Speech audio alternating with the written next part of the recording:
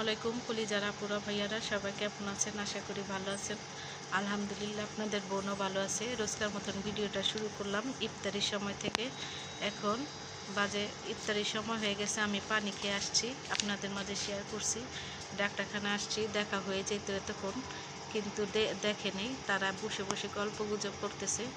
তো দেখেন, সরকারি হাসপাতালে গেলেও যে সমস্যা, আর টাকা দিয়ে হাসপাতালে আসলেও একই রকম সমস্যা।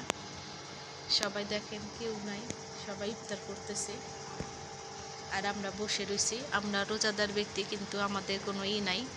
তাদের টাকা পয়সা ভাঙ্গা তারা ডাক্তার হয়েছে, তাদের সব কিছু করার দরকার।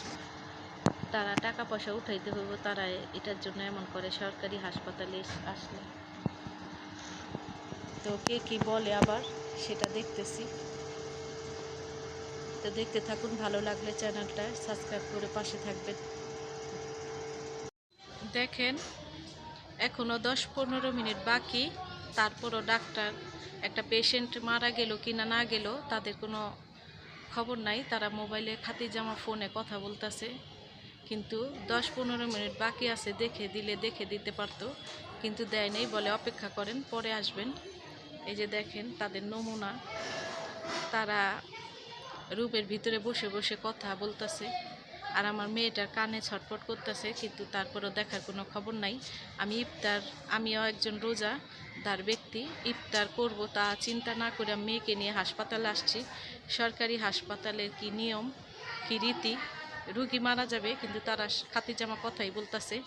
আর এখানে দেখেন, এতগুলো রিপোর্ট করানোর পরেও কানের ব্যথা, এই যে একজন ডাক্তার এই দেখে দিছে, কিন্তু কানের কোনো সমাধান হচ্ছে না। আজকে কয়দিন যাবত আমার মেয়েটা কত কষ্ট পাইতেছে। তো এত টাকা পয়সা ভাঙ্গার পরও কিছু হয় না, সরকারি হাসপাতালে কিছু হয় না। একটা রুগী কিভাবে বাঁচবে সে চিন্তা কারো নাই।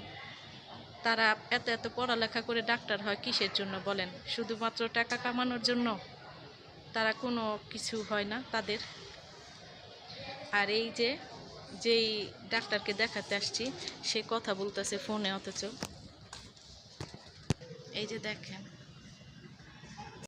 দেখেন হাতে পানি নিয়ে তারা রয়েছি, রোজা খুলবো শুধু পানি দিয়ে আজকে। তো মেয়ের জন্য ডাক্তারখানা, এতক্ষণে কিন্তু ডাক্তার দেখে দিতে পারতো, চলেও যেতাম, কিন্তু দেখলো না। হাতে আজকে পানি খেয়ে রোজা ভাঙলাম।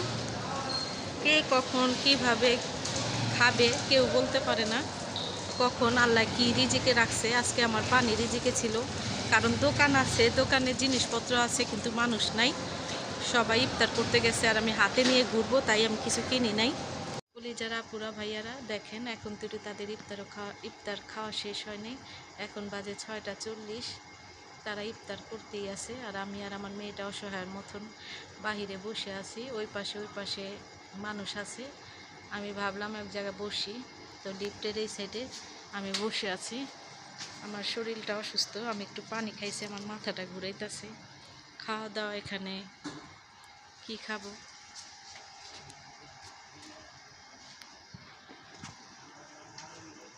দেখেন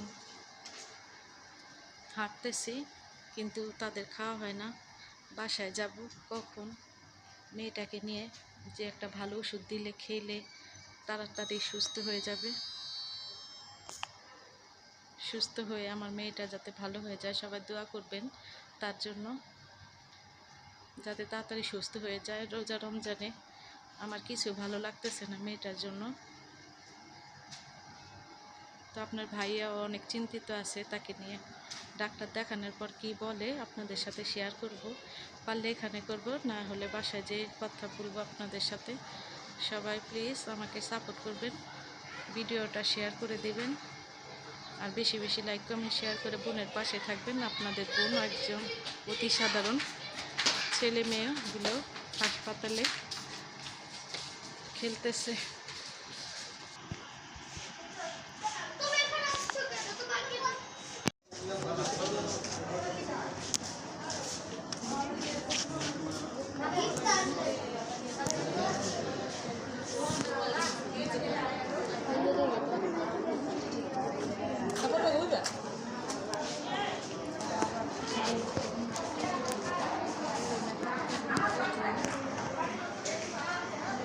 দিনটা যাইলাম বলে যাবো নানি না মা নাম কি আর মা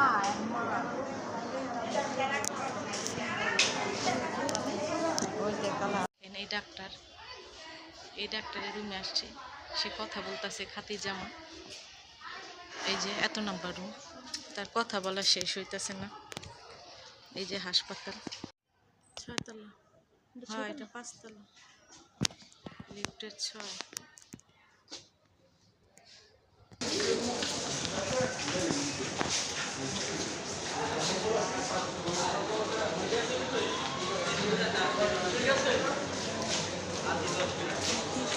কি আছে না গেছে গা।